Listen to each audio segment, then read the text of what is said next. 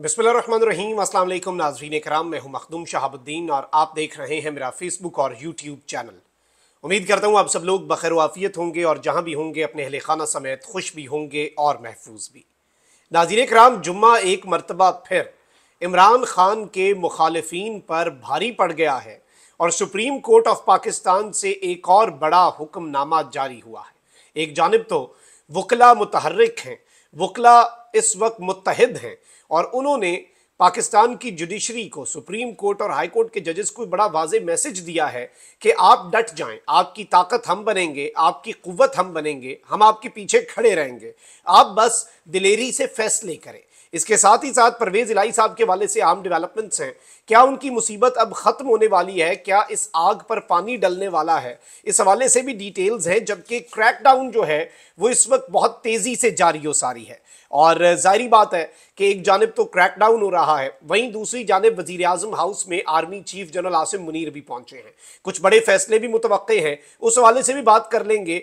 और पीडीएम टोला किस तरह से अब एक दूसरे से दस्तों गिरेबा हो रहा है और इन्हें समझ नहीं आ रही कि ये क्या करे, और इस नासमझी में ये अपनी मजीद अपने पैरों पर कुल्हाड़ियां ही मारेंगे। इसके अलावा इन्होंने और कुछ नहीं करना। अगर अभी तक आपने वीडियो को लाइक नहीं किया तो लाइक ज़रूर कर लें, और जिन लोगों ने चैनल को सब्सक्राइब नहीं किया, अगर वो बेहतर समझें तो वो चैनल को सब्सक्राइब भी कर सकते हैं। अच्छा नाज़रीन कराम, इस सारी की सारी सूरत हाल के अंदर आपको पता है कि कल मौलाना फजलुर रहमान ने एक स्टेटमेंट दी कि हम तो जी तहरीक अदम एतमाद के हक में ही नहीं थे। तहरीक अदम एतमाद तो पीपल्स पार्टी के कहने पर हम उसका हिस्सा बने, हमने उसे सपोर्ट किया और इससे इमरान खान को फ़ायदा हुआ। अब इमरान खान के खिलाफ ये कुछ बोल नहीं सकते, बोलेंगे तो अवाम का जो गैज़ो गज़ब ऑलरेडी इन जमातों के ऊपर है और इनके हवाले से अवाम के जो जज्बात हैं वो इनसे भी ढके छुपे नहीं हैं। वो इन्हें भी रियलिटी का पता है, इन्हें भी पता है कि इनके साथ अवाम ने क्या करना है।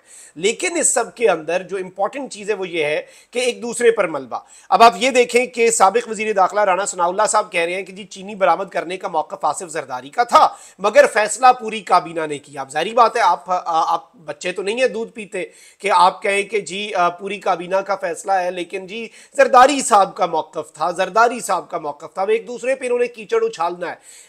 और हकीकत यह है कि ये जितना मर्जी कहते रहे, पीपल्स पार्टी वाले कहते रहे नहीं जी देखें अवाम को रिलीफ देने वाली मिनिस्ट्रियां तो नून लीग के पास थी, हमारे पास तो ये वो, ये सब इस सब के अंदर शरीके जुर्म है। अवाम की आज जो हालत है, आज जो महंगाई का जिन बेकाबू है, आज जो मईशत का बेड़ा गर्क कर दिया गया है, उसमें इन सब ने अपना अपना हिस्सा डाला है हस्बे तौफीक, क्योंकि ये बेनिफिशरी थे, ये शेयर होल्डर थे इस पूरे मिशन के, रिजीम चेंज ऑपरेशन के, तहरीक अदम एतमाद के, और उसके बाद मुल्क के की मईशत के साथ जो कुछ हुआ उसमें तो यही लगता है कि ये इकोनॉमिक हिटमैन के तौर पर आए ये पूरे का पूरा टोला जो है। अब ये जी स्टेटमेंट्स इस तरह की दे रहे हैं कि जी एक जानिब जरदारी पर इल्ज़ाम है। अब आप देखें कि अफनानुल्लाह, जो सेनेटर अफनानुल्लाह नवाज शरीफ साहब के बड़े करीब हैं, अब वो तंज कर रहे हैं कि जी पता नहीं बिलावल को किसने कह दिया था कि आप वजीर आजम बनेंगे। हुकूमत पीपल्स पार्टी की मंशा के मुताबिक नहीं आई, निगरान हुकूमत जो है, और सिंध में पीपल्स पार्टी के साथ हाथ हो गया। और इस सब के अंदर इन्होंने कहा कि जी बिलावल को न जाने किसने कह दिया था कि आप वजीर आजम बन जाएंगे। बिलावल में इतना एतमाद आ गया था कि उन्होंने पहले दोनों असम्बलियां तोड़ी और फिर इलेक्शन का सोचेंगे ये कहा। और ऑब्वियसली बिलावल साहब को अफनानुल्लाह साहब उन्हीं लोगों ने कहा था वजीर आजम बनने का जो अब आप लोगों को इस वक्त सपोर्ट कर रहे हैं।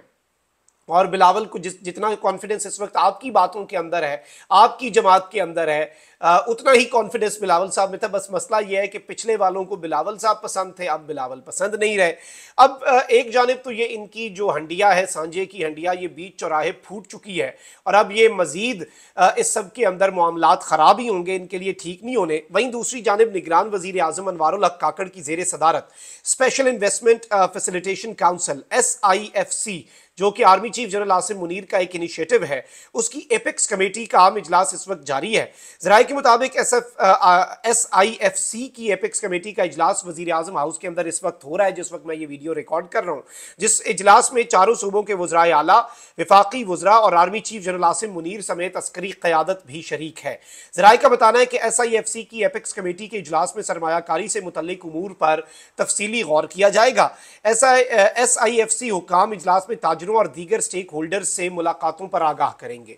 यानी जो आर्मी चीफ की मुलाकातें भी हुई हैं ताजिरों से, पाकिस्तान की बिजनेस कम्युनिटी से, उस पर भी उनकी जो सिफारिशात थी या फिर उनकी जो ओपिनियंस थे, मैं आपको ये बता चुका हूं कि उन ताजिरों को, बिजनेसमैन को आर्मी चीफ की तरफ से कहा गया कि ज्यादा लंबी चौड़ी नहीं, मुल्क की मईशत और मुल्क के अंदर इंडस्ट्री बिजनेस ठीक करने के लिए 1 पेजर आप अपनी सिफारिशात दें। वो भी कोर कमांडर्स के पास पहुंची, फिर ऑब्वियसली उसके फॉलो अप मीटिंग्स भी होंगी, ये सिर्फ एक मीटिंग तक मामला नहीं रहेगा।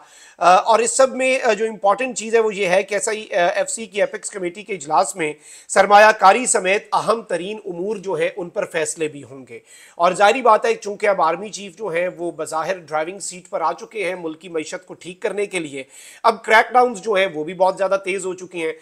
पेशावर की एक पूरी करेंसी मार्केट सील कर दी गई, 200 दुकानें हैं वहां पर, और अब जो स्मगलिंग है डॉलर की उसके ऊपर बहुत ज्यादा इस वक्त सख्ती से काम हो रहा है। उसके साथ साथ निगरान वजीर आजम की हिदायत पर बिजली चोरों के खिलाफ क्रैकडाउन शुरू कर दिया गया है, जिस दौरान लाहौर में साबिक रुकन कौमी असम्बली समेत 300 से ज्यादा बिजली चोरों के नाम सामने आए हैं। मुल्क भर में बिजली चोरों के साथ नरमी खत्म करके कार्रवाई शुरू कर दी गई है और इस्लामाबाद पुलिस ने क्रैकडाउन करते हुए कई बिजली चोरों को गिरफ्तार करके मुकदमात दर्ज कर लिए हैं और 300 से जायद लाहौर के लेस्को रीजन में ग्रैंड ऑपरेशन में बिजली चोर सामने आए हैं। 130 मुकदमात कायम कर दिए गए हैं। पेशावर में भी कानून हरकत में आया जहां बिजली चोरों के खिलाफ मुकदमात दर्ज किए गए हैं, जबकि मीरपुर खास, नवाबशाह, हैदराबाद, ठट्ठा, बदीन, टंडुवाला यार और सिंध के दीगर शहरों के अंदर भी कार्रवाइयां जारी हैं। कैस्को चीफ अब्दुल करीम जो है जमाली, उन्होंने बताया कि बलूचिस्तान के इलाके नोशकी, पशीन, खानोजई, लोरालई में भी तकरीबन 60 से जायद बिजली चोरों के कनेक्शंस मुनक़ता किए गए हैं और कोयटा में तकरीबन 2 करोड़ 30 लाख की नादहिंदा सीमेंट फैक्ट्री और 44 लाख रुपए की नादहिंदा एक आइस फैक्ट्री के कनेक्शंस भी बिलों की अदम अदायगी पर मुनक़ता किए गए हैं। ये एक अच्छा इनिशिएटिव तो जरूर है, लेकिन इसमें इम्तिहान बहुत बड़ा है। इम्तिहान ये है कि आपने इस सब के अंदर देखना यह है कि क्या अक्रॉस दी बोर्ड ही ये सब कुछ होगा, क्या इसके अंदर सियासतदानों, ब्यूरोक्रेट्स और साबिक जो भी ओहदेदारान हैं, क्या उनसे बिला इम्तियाज इस चीज़ से कि जी ये ओहदेदारान हैं, इनके कनेक्शंस हैं, इनकी रूट्स बड़ी स्ट्रांग हैं, अगर इस तरह की कार्रवाई कर सकते हैं तो फिर तो इस कार्रवाई का बहुत ज़्यादा फ़ायदा है। लेकिन अगर इसमें भी वही सब कुछ होगा कि जिस तरह कहा जाता है कि कानून मकड़ी का वो जाला है जिसमें हशरातुल अर्ज़, छोटे मोटे कीड़े मकोड़े फंस जाते हैं, बड़े हैवान और जानवर जो हैं वो उसे फाड़ के निकल जाते हैं, फिर फ़ायदा कोई नहीं होना। अच्छा, वहीं दूसरी जानिब चीनी माफिया के खिलाफ क्रैकडाउन के बाद मुख्तलिफ शहरों में चीनी की कीमतों में मजीद कमी हुई है। कोयटा में फी किलो चीनी की कीमत में मजीद 20 रुपए कमी हुई, जिसके बाद 1 किलो चीनी 200 रुपए में फरोख्त की जा रही है और गुज़श्ता रोज चीनी की फी किलो कीमत जो है वो 225 से कम होकर 220 पर आई थी, अब नीचे 200 पर आ रही है। कुछ इलाकों के अंदर एरिया टू एरिया भी डिफरेंस है, लेकिन ये इंपॉर्टेंट डेवलपमेंट है कि इस वक्त क्रैकडाउन जो है वो शुरू हो चुका है। सुप्रीम कोर्ट के फैसले पर आने से पहले परवेज इलाही साहब की बात कर लेते हैं। नाज़रीन इकराम, जुडिशल कॉम्प्लेक्स तोड़फोड़ केस में अदालत ने पाकिस्तान तहरीक इंसाफ के सदर चौधरी परवेज इलाही के जिस्मानी रिमांड की इस्तदा मुस्तरद कर दी है। उन्हें जुडिशल रिमांड पर अडियाला जेल भेज दिया है और इस सब के अंदर प्रोसिक्यूटर जो है उन्होंने परवेज इलाही के मजीद 10 रोज के जिस्मानी रिमांड की इस्तदा की, जबकि वकील सफाई जो है उन्होंने कहा कि इससे कबल परवेज इलाही का 2 रोजा जिस्मानी रिमांड ड्यूटी जज ने दिया। जज अबुल असनाद जुल्करनैन जो है, जो कि इंसदाद दहशतगर्दी की अदालत के जज हैं, इसके साथ उनके पास इजाफी चार्ज भी है ऑफिशियल सीक्रेट एक्ट की जो अदालत है उसका, जिसमें वो खान साहब और कुरैशी साहब का केस सुन रहे हैं। बड़े इंपॉर्टेंट जज है, इस वक्त बड़े अहम हो चुके हैं। जज अबुल असनाद जुल्करनैन ने कहा कि परवेज इलाही के जिस्मानी रिमांड की दस्तावेजात जमा करवा दें, जिस पर वकील सफाई ने कहा कि परवेज इलाही का नाम जुडिशल कॉम्प्लेक्स तोड़फोड़ केस में 2 रोज कबल ही नामजद हुआ और इस सब के अंदर दीगर चीजें भी हैं, नामालूम के अंदर डाल दिया था। तो अब इस सब के अंदर पीटीआई की जानिब से परवेज इलाही की दरखास्त जमानत जो है वो भी दायर कर दी गई है। अदालत ने फरीकैन को 11 सितंबर के नोटिस उसके लिए जारी कर दी हैं। अच्छा, वहीं दूसरी जानिब पीटीआई के सदर परवेज इलाही ने अदालत की जानिब से जुडिशल रिमांड दिए जाने के बाद पुलिस के साथ जाने से इनकार किया और इस सब के अंदर परवेज इलाही को लेने कमरा अदालत में पुलिस पहुंची तो पुलिस और साबिक वजीर आला के दरमियान गुफ्तगू हुई। पुलिस अफसर ने परवेज इलाही से कहा कि चौधरी साहब आए चलें। इस पर परवेज इलाही ने जवाब दिया कि जुडिशल रिमांड का ऑर्डर मिलेगा तो चलूंगा, अब मैंने आपके साथ नहीं जाना, अदालत ने अडियाला जेल भेजा है, आप पहले वाले काम ना करें, अब अडियाला जेल के लिए गाड़ी कौन देगा। पुलिस ने परवेज इलाही से कहा कि जिस बख्तरबंद में आए हैं उसमें एसी लगा हुआ है। पुलिस अफसर के बताने पर परवेज इलाही ने हंसते हुए जवाब दिया कि अब मैं बख्तरबंद गाड़ी में तो नहीं जाऊंगा। परवेज इलाही ने पुलिस अफसर से मुकालमा किया कि अपने मुहर्रर से तो बात कराओ, मेरे सामान का क्या होगा? पुलिस अफसर ने जवाब दिया कि सर आपका सामान हम गाड़ी में साथ ही लाए हैं, आपके साथ चला जाएगा। अच्छा, एक जानिब तो ये सब कुछ हो रहा है, वहीं दूसरी जानिब आपको पता है कि एक ऑडियो लीक्स का स्कैंडल आया था जजेस के हवाले से, जुडिशरी के हवाले से मुबैना ऑडियोज, और उसमें राना सनाउल्लाह साहब कल कह चुके हैं कि चीफ जस्टिस की सास हो, साकिब निसार का बेटा हो, या जस्टिस मज़ाहिर नकवी साहब की मोहम्मद खान भट्टी के साथ ऑडियोज, और ये सब कुछ ये जेन्युइन है, हमने इन्वेस्टिगेशन करवाई। भाई करवाई तो वो कागज आए, अब साबिक वजीर दाखिला की बात पर तो नहीं इसे जेन्युइन डिक्लेयर किया जा सकता। अब इन्होंने कुछ जज साहिबान के ऊपर एतराज किया था, ये केस जो अदालत में लगा। अब सुप्रीम कोर्ट ने ऑडियो लीक्स कमीशन केस में पीडीएम की साबका हुकूमत के अदालती बेंच पर एतराजात को मुस्तरद कर दिया है, उड़ा के रख दिया है और उन्हें खातर में नहीं लाए। चीफ जस्टिस की जो खुशदामन है ख्वाजा तारिक रहीम की अहलिया, साबिक चीफ जस्टिस साकिब निसार के बेटे जस्टिस मज़ाहिर नकवी, आबिद जुबैरी और परवेज लाई की मुबैना ऑडियो लीक्स पर हुकूमत ने एक इंक्वायरी कमीशन तश्कील दिया था। 9 मुबैना ऑडियो लीक्स की तहकीकात के लिए काजी फाइजीसा की सरबराही में यह कमीशन हुआ था, जिसमें इस्लामाबाद हाई कोर्ट और बलूचिस्तान हाई कोर्ट के चीफ जस्टिस शामिल थे। ताहम आबिद जुबैरी साहब ने इसे चैलेंज किया, जिस पर अदालत ने चीफ जस्टिस की सरबराही में 5 रुकनी बेंच तश्कील दिया। Justice Umar Bandial, justice Ijazul Ahsan, justice Munib Akhtar, justice Hasan Azhar और जस्टिस शाहिद वहीद शामिल थे।